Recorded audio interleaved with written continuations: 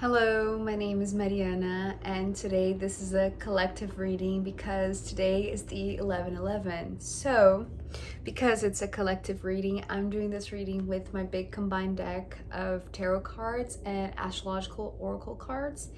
And there are two cards from the astrological oracle deck. One that is in the reading, in this part of the reading, and the one that is at the bottom of the deck from this part at least, which are playing like such an essential role to the message here.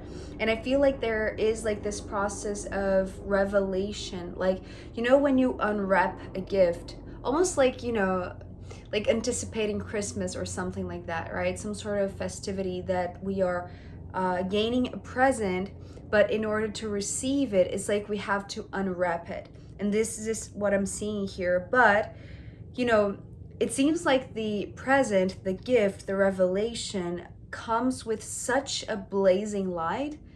And in order not to be blinding, because we're ending with the sun, and this is the full unwrapping moment, it's like the ta-da, right? The full revelation. The reason why I'm saying like this revelation comes with this big aha moment or like this big insight, and it needs this unwrapping moment, which it's like it's best if we take our time to unwrap it instead of just rip the entire thing to get the revelation soon. It's like allow time, because it's coming with this sensation of the calm before the storm. Although the storm is not in the destructive, stormy meaning that, we usually perceive with the saying, is more like the storm is the revelation. It's like this full blast of consciousness and awareness, right? So let's begin with the opposite of the sun, which is the moon. So, and when I mention the word opposite, it's not like they are opposites and as in contrary to each other. They are complementary to each other, right? It's like they're almost like this yin to the yang. And it's interesting because I just started this yin yoga class, teacher training today. And so it's very fitting. So we have the yin energy, right? The feminine energy, the night energy, the lunar energy. So it seems like there is this moment of allowing yourself to stay in bed a little longer, allowing yourself to enjoy the nighttime a little longer. Just like be in this intuitive, sensitive, receptive space before this blasts with full force. So the reason why I'm talking about stay here a little longer is there is this motherly embrace that I sometimes see with this card, because the moon to me is, this motherly figure that is very warm and very gentle and very it's like it's the caretaker, right? It wants to be seen or perceived today as the caretaker. So it's like take care of yourself, right? And it's interesting because to me the symbolism of the 11/11 is like when we are so integrated and in tune with oneself, that's when we are open enough and ready enough to see some of our reflections in others. So therefore, that's when we are able to relate to other people without losing ourselves in that relationship, right? And so the moon, because it can be a very mysterious energy, right? It's like when we are trying to see in the night, but we cannot see with our eyes open. It's like we have to trust our intuition, trust our sixth sense. It's like that very subtle perception, right? Of something that is not that obvious, but our sixth sense is already perceiving as something very relevant. So take your time here. It's like, take care of yourself in this state before wanting to receive a revelation, right? This is what the second card is also emphasizing. This is the Knight of Pentacles, which is the slowest of all the 4 knights. But the interesting thing is that this is almost coming through as, the child to the mother. And I feel like this is the advice that the mother is giving to the child, but it's almost like the opposite, because it's the reflection, right? If we think of, this light that is coming from source, and here this same light is actually just softer, right? Is more gentle to the eyes. It's not going to blind you. This is the same thing. It's like the mother is just reflecting back to the child, which, could be, it's like, it really doesn't matter which one you are, because as I'm saying, it's like, it's a mirrored thing, right? So this could be you with your own higher consciousness, but underneath it all, like intuitively, that the message is to slow down, because this is what you're bringing. Therefore, this is what you're being bounced back, right? This is the message that you're receiving, because it's soft, right? And so the soft light that is reflecting on the moon is giving you the clue that you already knew, right? That you already had inside. It's like, just slow down. There is no need to hurry up like this revelation process, or receiving any sort of insight, which is coming.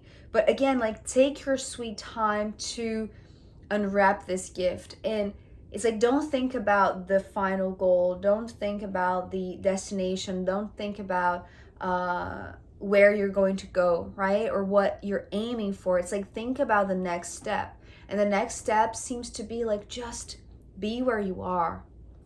So, if this is the gentle reflection, so you asking to the Divine Mother, to Mother Nature, to, the cosmos, it's like, and you're receiving a very gentle, intuitive nudge that you already know the answer to this question. Here, it seems like things are not as clear or as gentle, right? Because after this Knight of Pentacles, we have the Queen of Swords. So this is a more inquisitive being, right? And so whomever is, coming to you, wanting to just rush things and wanting to, maybe they're questioning, have you opened the gift yet? Or, have you done this or that? It's like, maybe they are trying to speed up your process, and you're just interested in taking your own time to do so. And so I feel like that's because somehow this Queen of Swords, it's like they have a very broad perception. It's like they're somebody that at the same time is able to focus like in one thing, one task, one idea, one thought.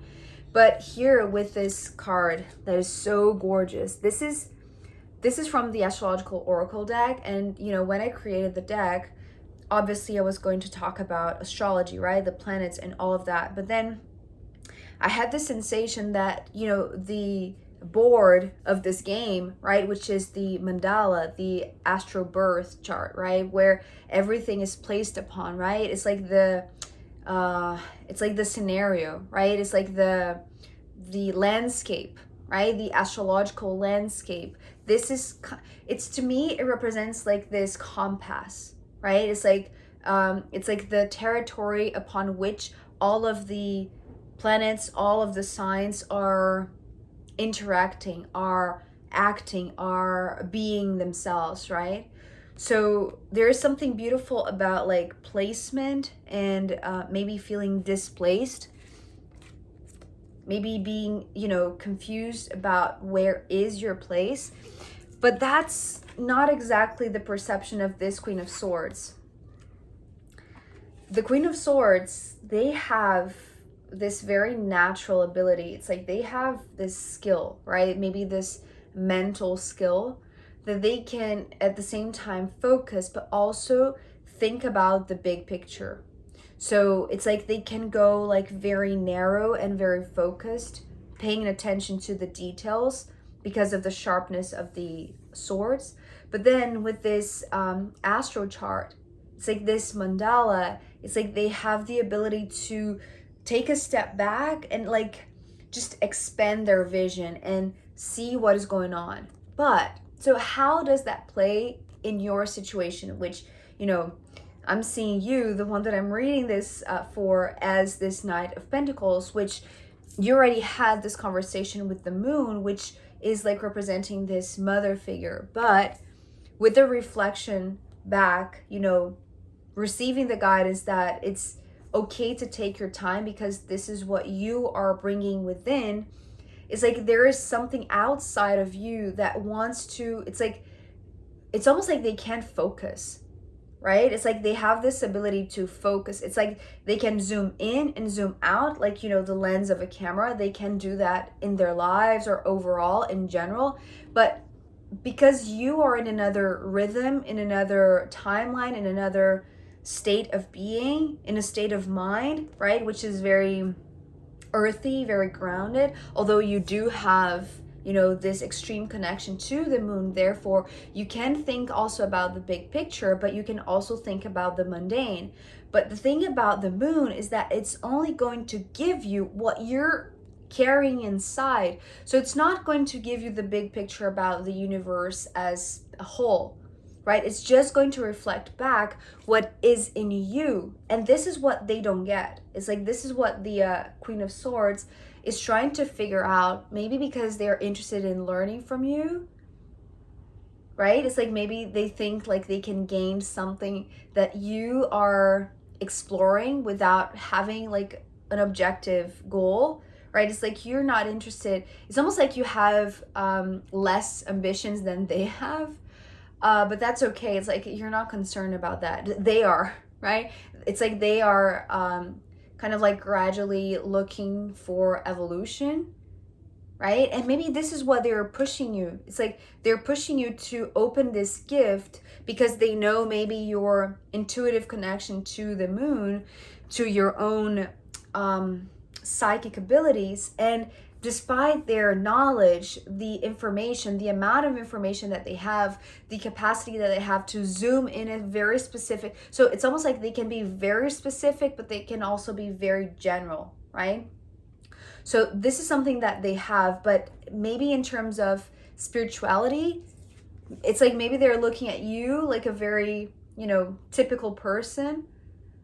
And they're saying, but how can you connect to the moon if I have read all the books, if I have studied everything and all of that, and it's not here, right? It's like, please open up this gift for me because I can't, right? It's like they, with all the information that they have, it's like they can't figure out a way to unwrap this, or, you know, to place, you know, the planets and the signs and read a chart, right? Because it's not just about, you know, math and adding up things. It's not like, you know, planet A or planet B is here and there, and that's the way that you interpret astrology, right? It needs practice. It needs like, because the way that this very diligent stance that you're taking with this perseverance, without, you know, it's like without this external interest for anything else other than just the journey, like enjoying the journey and enjoying the experiences and taking in all that you can in a very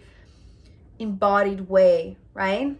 This is why the Pentacles. So it's like you can read much better like this chart, but you are not in a rush to do so, because it's like you're allowing it to, you know, in due time reveal itself to you. You see what I mean? So, the Three of Pentacles coming next. This is interesting because I feel like at the same time that they are very smart, right? It's like they, in a way, they can be a little bit snob, is that the right word? Like, you know, a little bit arrogant. Maybe, you know, full of themselves. Maybe because they are like a know-it-all type of person, like generally. Because they have a lot of information, right? But it's like you have a specific thing that they don't. And it's almost like they want that jewel, right? That cherry on top. And it's like you're not interested in giving. They are interested in working with you, right? The Three of Pentacles is here to like emphasize the fact that there is interest in working with you, but it's like the Three of Pentacles, not the Three of Swords. So it's like they have to like come out of their comfort zone, come out of their element, come out of their way of thinking, or you know, the path that they're used to learning, to really learn from you, right? Because it's almost like, you know, why would somebody that knows like a lot of things already would want to know something for you, which, you know, you don't seem to have, you know, read as many books or have, you know, the amount of information that they have, but you do have the embodied information, the embodied like humility to like just allow the experience to teach you, right?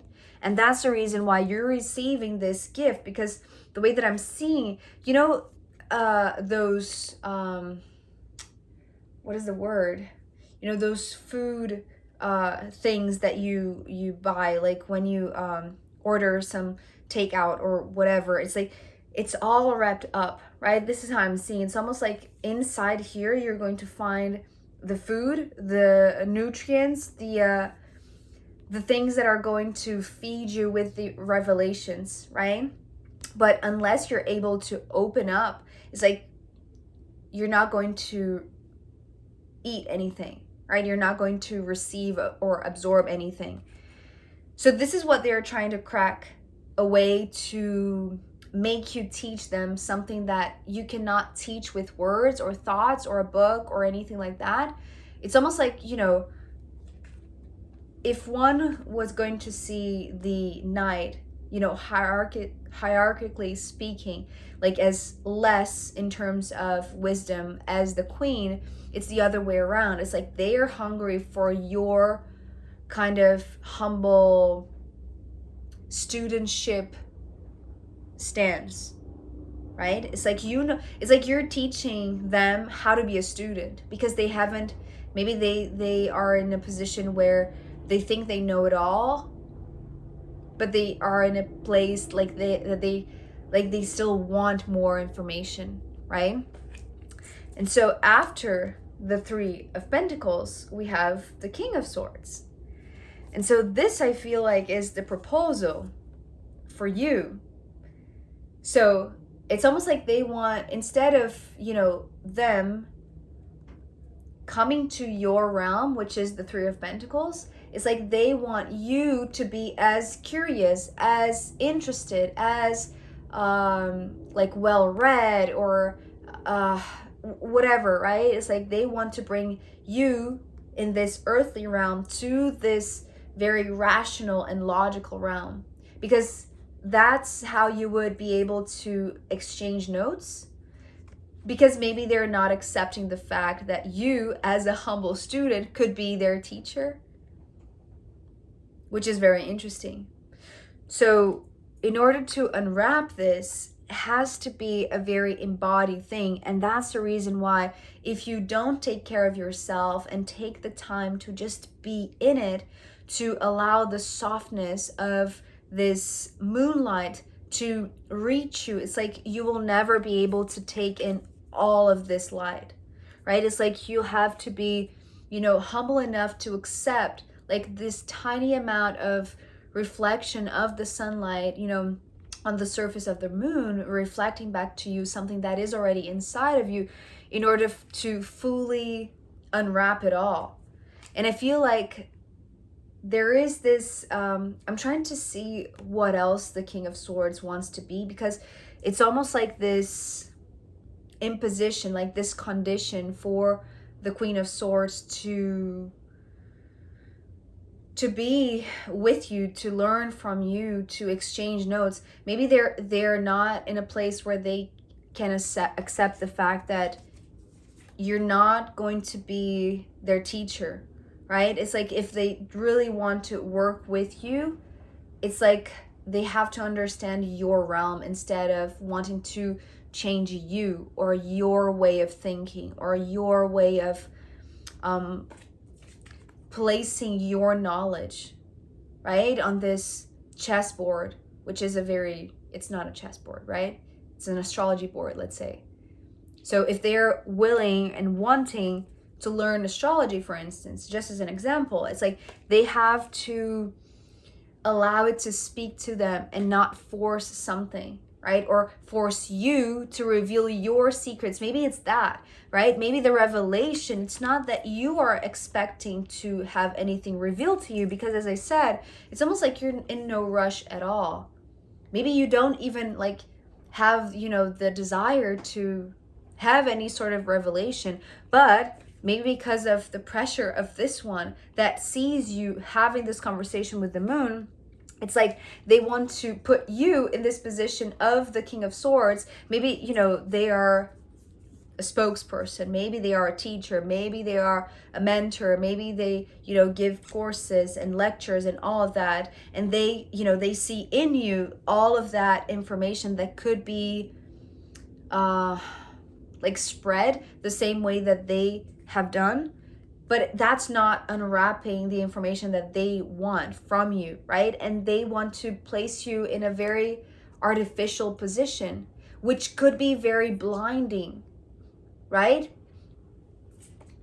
It's like they want to take you from this very private experience where you're learning a lot and put you on a stage, right? Like in the center stage of, this life of yours, which can be very private, to a life that is very like highlighted, is in the spotlight.